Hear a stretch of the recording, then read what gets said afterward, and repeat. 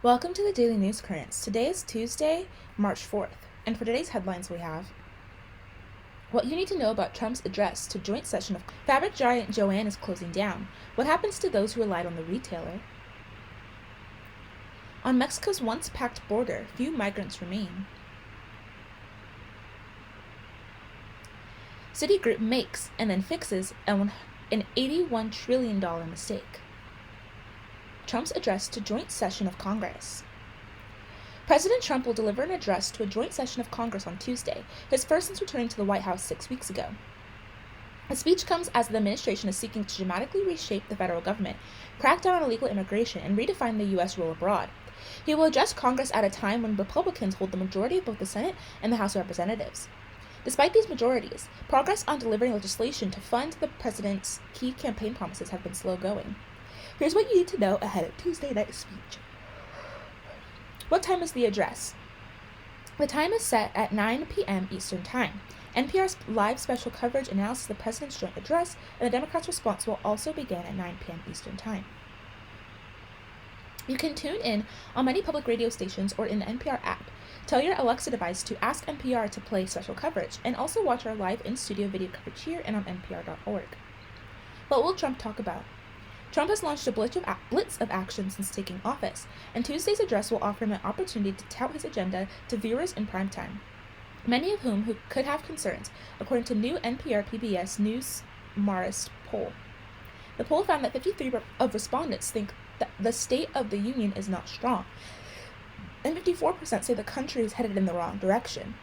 In his address, Trump is likely to double down on his administration's government restructuring initiative, known as the Department of Government Efficiency, which Trump has turned to billionaire Elon Musk to lead.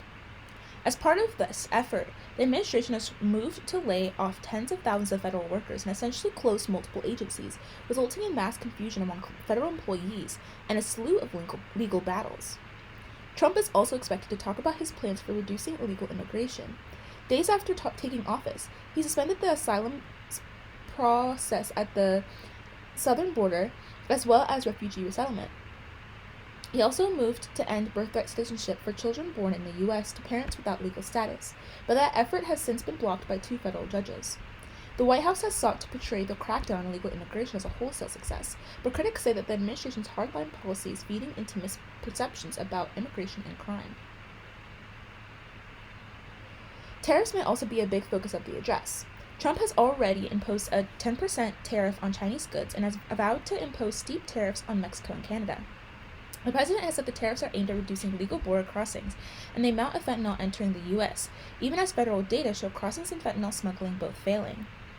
Trump has also signed an executive order expanding steel and aluminum tariffs and another aimed at imposing reciprocal tariffs on U.S. trading partners.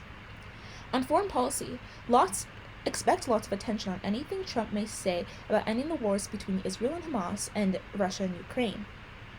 In the Middle East, Trump has said he wants the U.S. to take ownership of the Gaza Strip and redevelop the territory in what would be a drastic and unprecedented shift in U.S. relations in the region.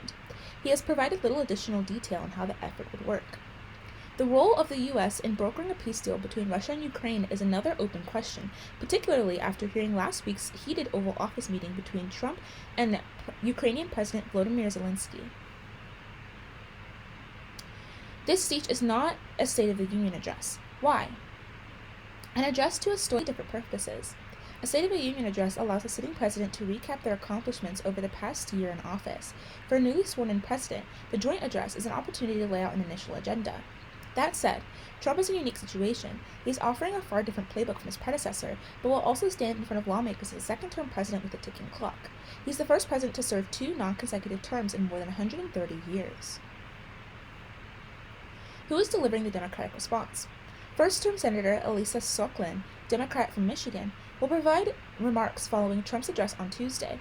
In a year that saw Democrats lose a majority in the Senate, Slotkin's win was a rare bright spot for Democrats and came in a state that Trump ultimately carried. Representative Adriano Esplay, Democrat from New York, will deliver the Spanish language response. Representative Lateef Simon, Democrat from California, will also give a response for progressives from the Working Families Party. Economic concerns will likely be the focus of these rebuttal remarks. Democrats lost on the issue during the 2024 election and have made addressing rising prices a priority in their messaging. While Trump campaigned heavily on combating inflation, it has thus far not been a main focus of his presidency, expecting Trump's close relationship with Musk to also face criticism. Kroger CEO resigns abruptly after personal conduct investigation. Kroger CEO Rodney McMullen has resigned after the company board investigated his personal conduct and found it counter to the corporate code of ethics. It is an abrupt leadership shakeup at the country's largest supermarket chain, with a little detail shared on what exactly led to it. Kroger on Monday said his board had learned about certain personnel conduct by McMullen on February 21st, just over a week ago. The company says an investigation by outside counsel found the conduct was unrelated to business and did not involve Kroger's workers, but was still inconsistent with Kroger's policy on business ethics.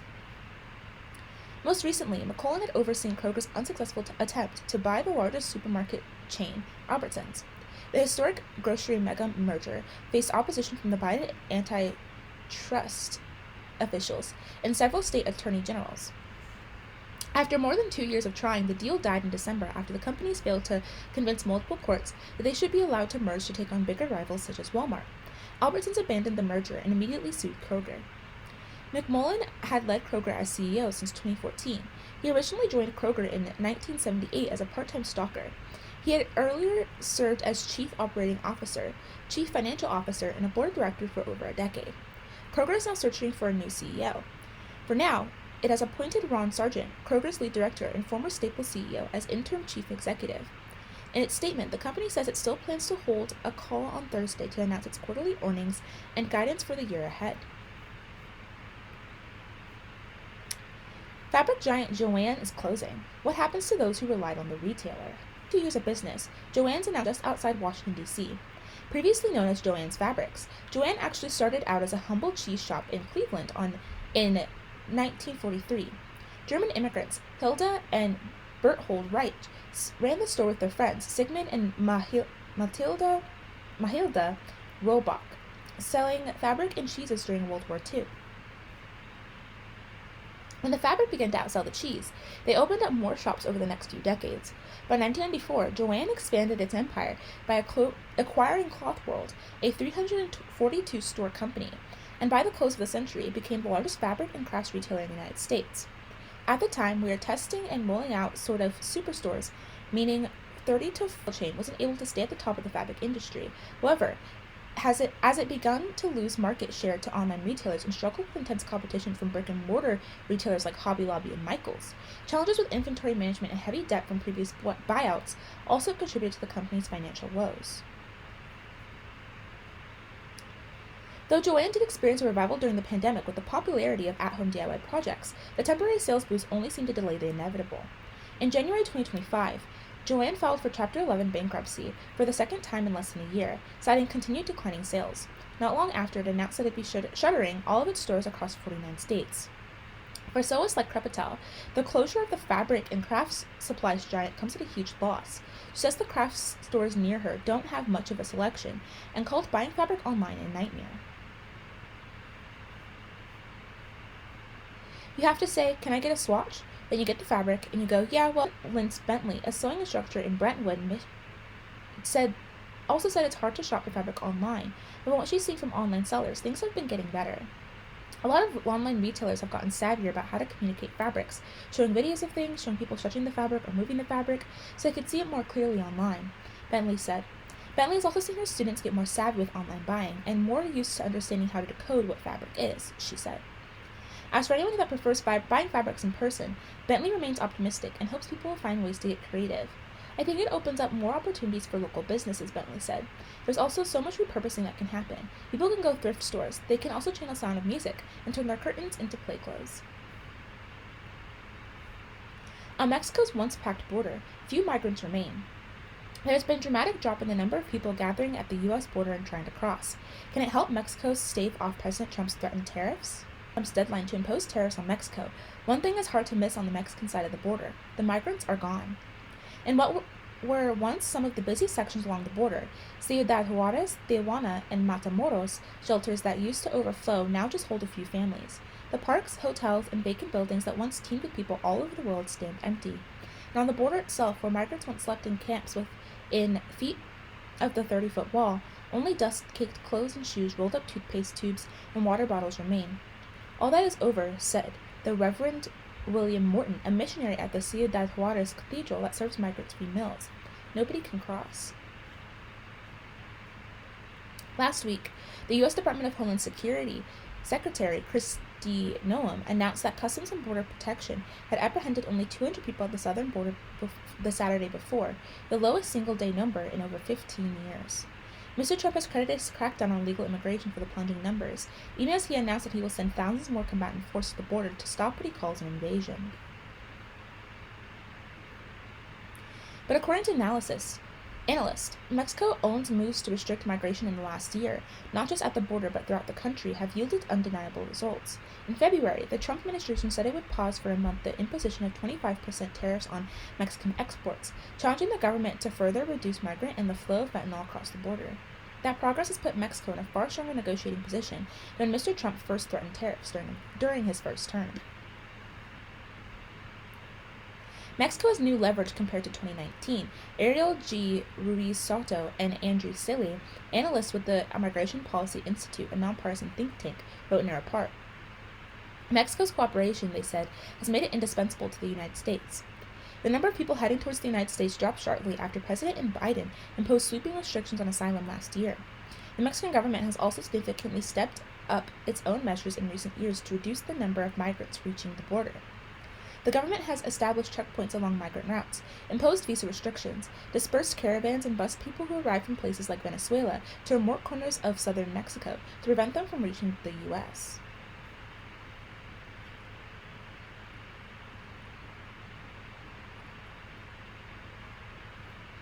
Since last spring, the Mexican authorities have been apprehending more people than their American counterparts every month.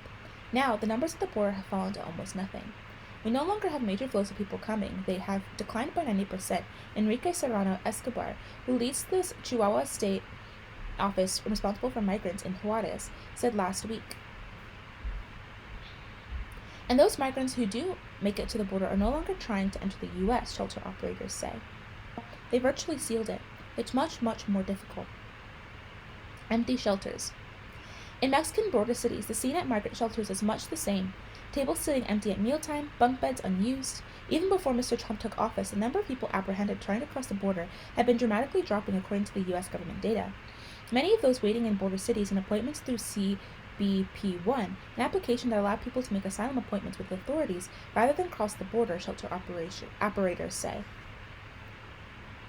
After Mr. Trump canceled the app on his first day in office, people gave up after a few days and headed south to Mexico City, or even for the southern border, said the Reverend Juan Fierro, a pastor at the Good Samaritan shelter in Ciudad Juarez. At a once-crime shelter in Matamoros, whose name translates to helping them triumph, only a handful of Venezuelan women and their children remain, according to its directors. In Tijuana, at a shelter complex within view of a border wall, the Foundation Youth Movement 2000, which once held hundreds of people of all nationalities, there are now just 55, according to its director, Jose Maria Lara. They are the same people who have been there since Mr. Trump's inauguration. There have been the same number, Mr. Lara said. They include people from Venezuela, Honduras, Nicaragua, El Salvador, Colombia, and Guatemala, as well as Mexican migrants from states considered dangerous to return to, such as Michoacán.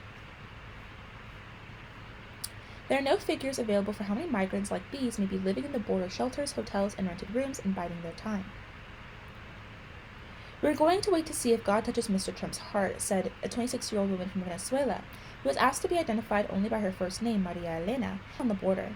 In response to Mr. Trump's demands last month, Mexico's President Claudia Sheinbaum dispatched 10,000 National Guardsmen to the border and sent hundreds more troops to Sinaloa State, a major fentanyl trafficking hub.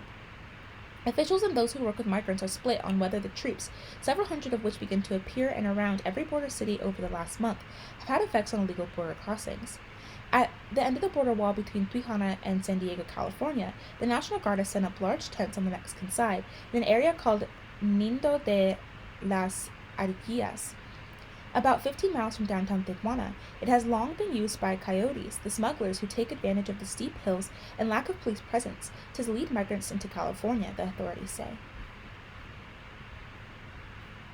The Guard has also placed checkpoints at spots up and down the border.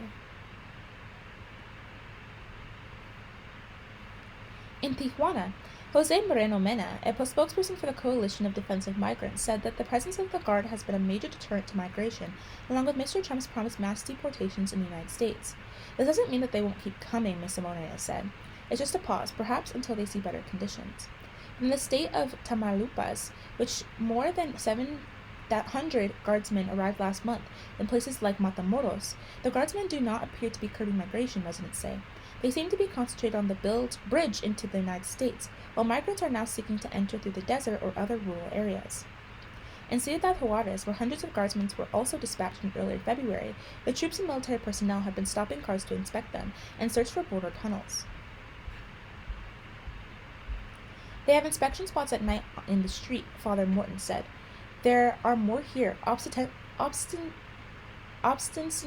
to stop the fentanyl.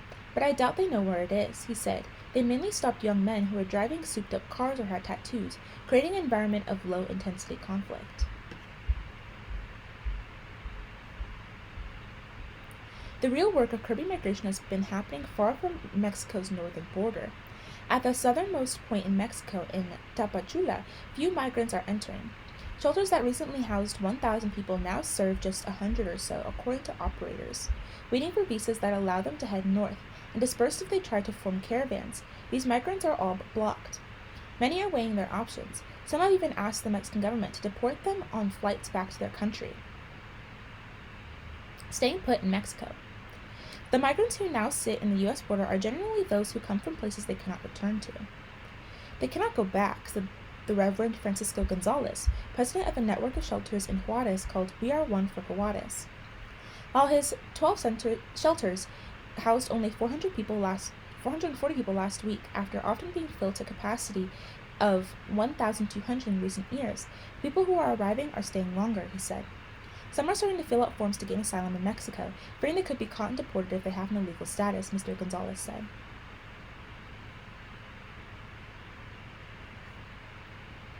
We still have faith and hope that at some point Trump will recover from his insanity, said Jordan Garcia, a former mining worker from Venezuela who said he and his wife and 3 daughters had spent 7 months making the journey to Ciudad Juarez. Mr. Garcia carried his infant, Reina Caterea, through the dangerous jungle pass known as the Darien Gap, where she was 7 months old.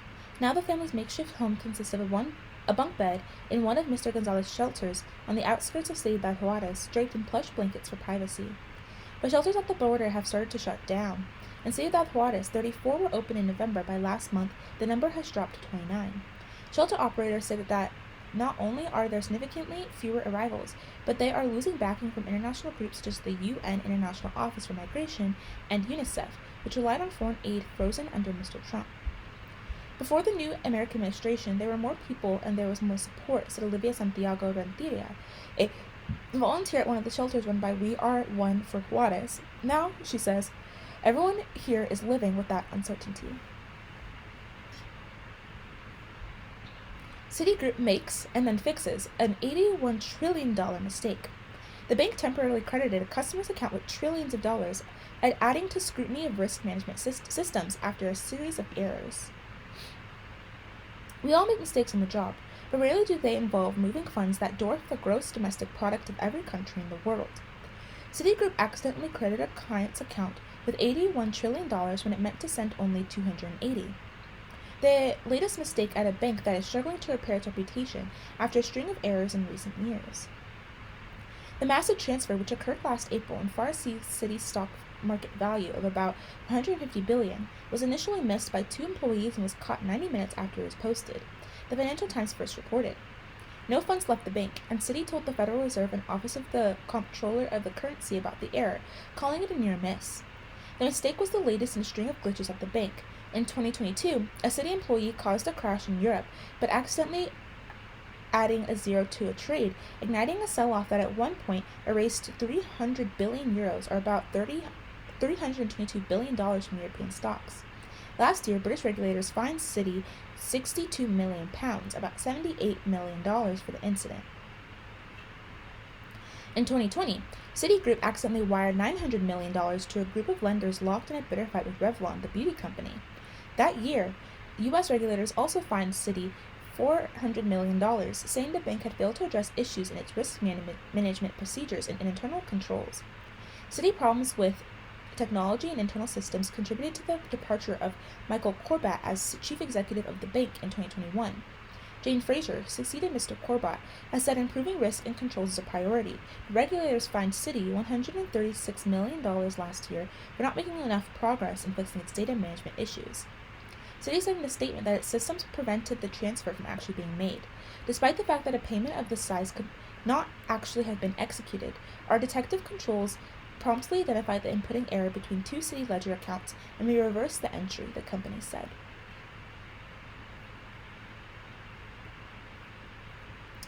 That is all for today. Thank you so much for listening. Goodbye!